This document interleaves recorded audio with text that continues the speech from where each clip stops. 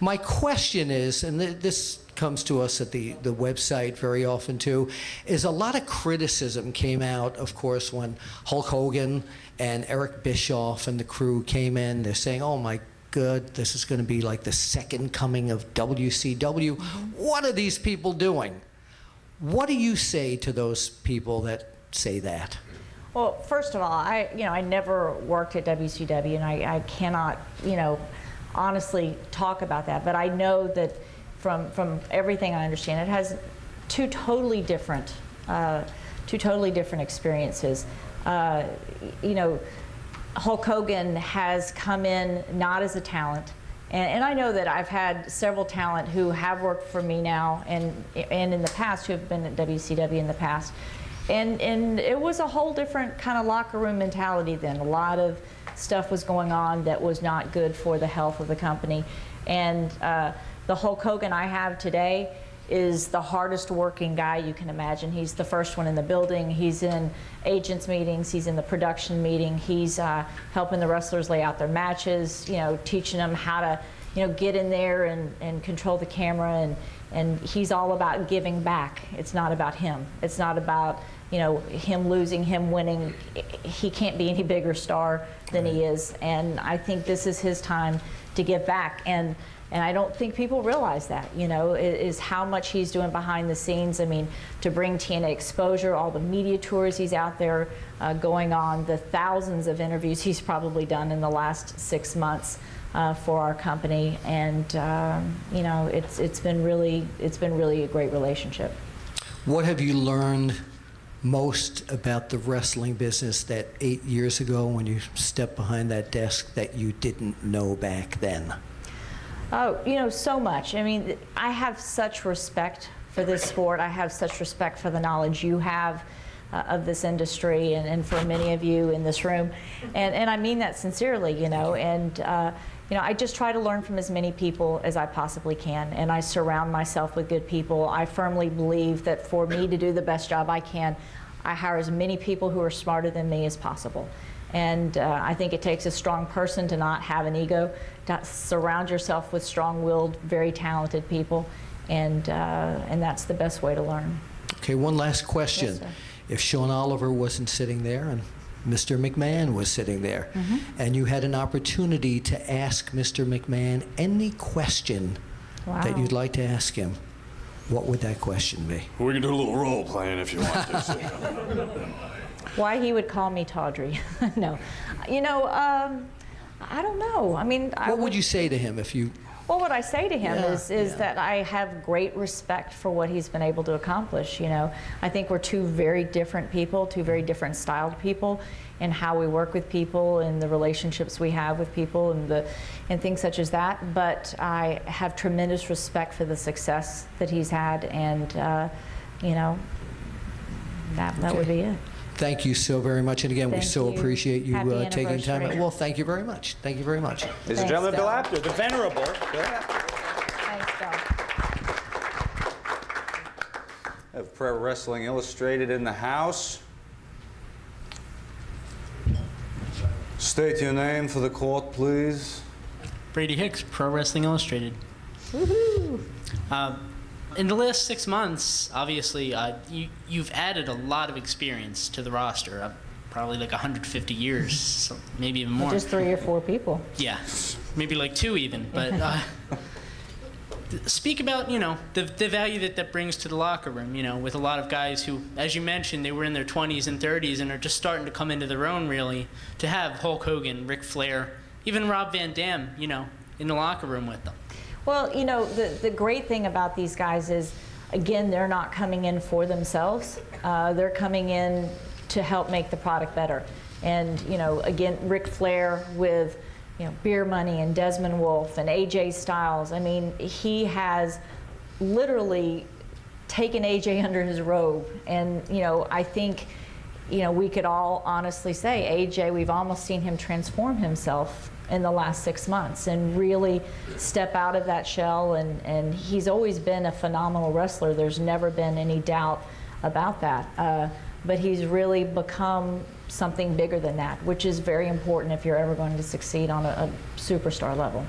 I agree. I guess what you'd say is like he took his game to the next level. He did. Yeah, definitely. But I think that's what these guys are doing. And you know, when I have these conversations about bringing them in, it's not about Ric Flair coming in, you know, and wanting to wrestle and to dominate the show, or Hulk Hogan to do that, or any of these other Mick Foley. I mean, they're there really to give back. And, you know, I think they're doing a really good job of that. Was Thursday night a setback?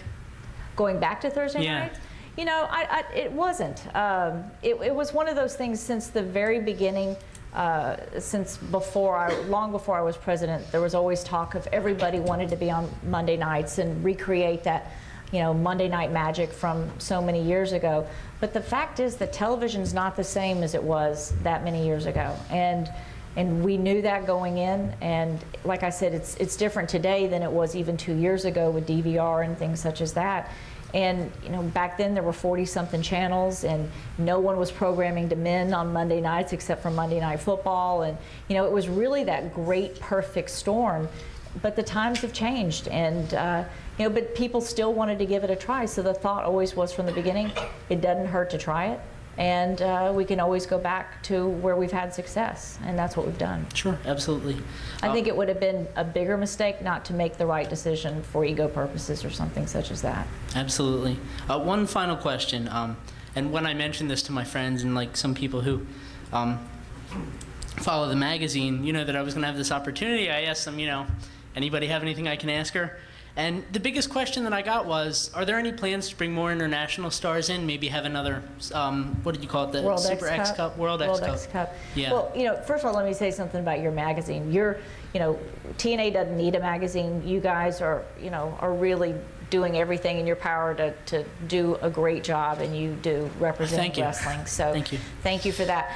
Yeah, absolutely. I mean, I think international stars, I think to have Rob Terry and you know, from Wales, and you know, the British Invasion, and Desmond, and you know, right now we've got some exciting things up our sleeves from Mexico, Japan. You know, we've got a couple of guys over right now from there, and it's always something we're looking towards. What I love about the different international, it just brings a different flair and style to the in-ring work, and it's interesting to see how like the Motor City Machine Guns might interact with somebody, or Beer Money, and you know, it's just, it really changes the whole vibe of the in-ring product. Fantastic. Thank you, Dixie. Thank you for being thank here. you. Pro Wrestling Illustrated. Yep. PWI to you and me. Print media. Print media. Yeah, there you go. Enjoying a long, slow death. Aren't we all? You know, you get on the internet, so that's, you'll find that internet soon.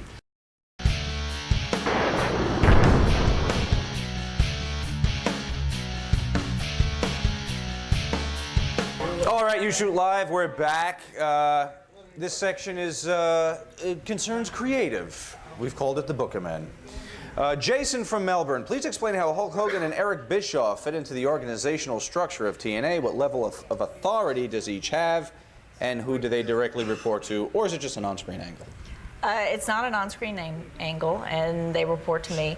And Terry is involved in a lot, mostly from the wrestling standpoint, and works with me with Spike Television, with media, with our licensing partners. He has just literally stepped up and done anything and everything we've needed him to do.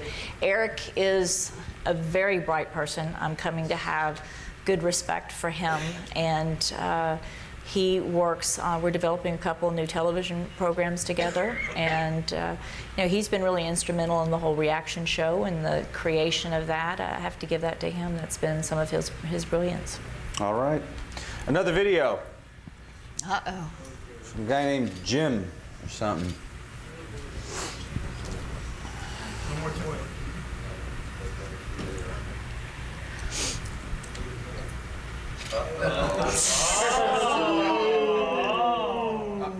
Jimmy.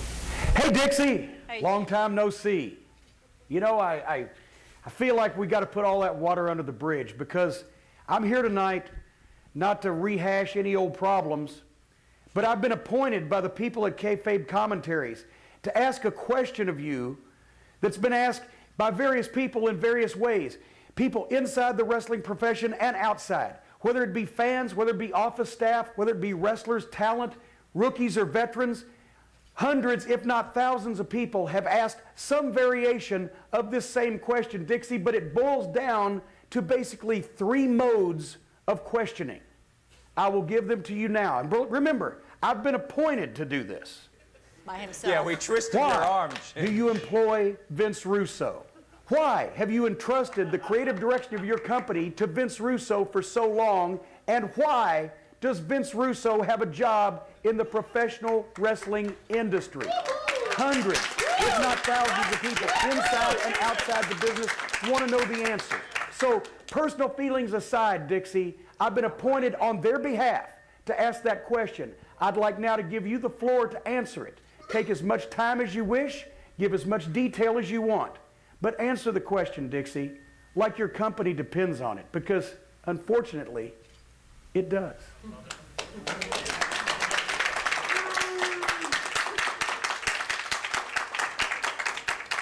Thank you, Jim. So good to see you. I've missed You've you heard of Jim Cornette, right? tremendously, once or twice, yeah. Vince Russo, he is, I tell you what makes somebody successful in wrestling is that you either love them or you hate them. And I think he's that kind of polarizing character. He is not somebody who, and that's really what you want from your best talent too. You want people to love him or you want them to hate him. And he is honestly incredibly talented when it comes to writing creative. He knows what he does not do. You know, the funny thing about Vince is that, you know, you guys I'm sure have heard some of those Fire Russo chants, you know, that we've had in arenas through the years. And I can tell you in every single instance, he had nothing to do with what was going on in the ring. But there is that reputation, and I see people's faces there going, yeah, right. But you know what? You're not there. You're not sitting in creative, and you either believe me or you don't believe me. There are certain people in the rooms, and he was, you know, not running creative. But if something happened and it's a tuxedo and a such and such match, you know, it may have been Dutch Mantel's idea that, you know, he and Jim Cornette are good buddies. And you know, yet they would shout Fire Russo to the point where I had to tell the other members of creative, if there is a Fire Russo chant in my arena again, I will fire somebody else, especially if he didn't have anything to do with it. And I haven't heard one since then. I think it was literally one of those kind of checks where you had to say, you know, maybe some of the stuff we are doing is ridiculous, and maybe they got away with it a little bit because somebody else took the heat for it. Okay, very good. Matthew, can't pronounce the last name, sorry, Matt, 411 Mania. Vince Russo is something of a polarizing figure, as we just heard. Many hate and despise him, while there are some like myself who think he is a talent and can be useful. However, it does seem safe to say that Vince Russo's greatest work was during the Attitude Era, when he had Vince McMahon as a filter. When Russo was given full control in WCW, the results were less than spectacular. Given your desire that everyone be focused and behind the direction of the company, can you justify this with Russo's track record when he's given total creative control, or is he, in fact, filtered in TNA?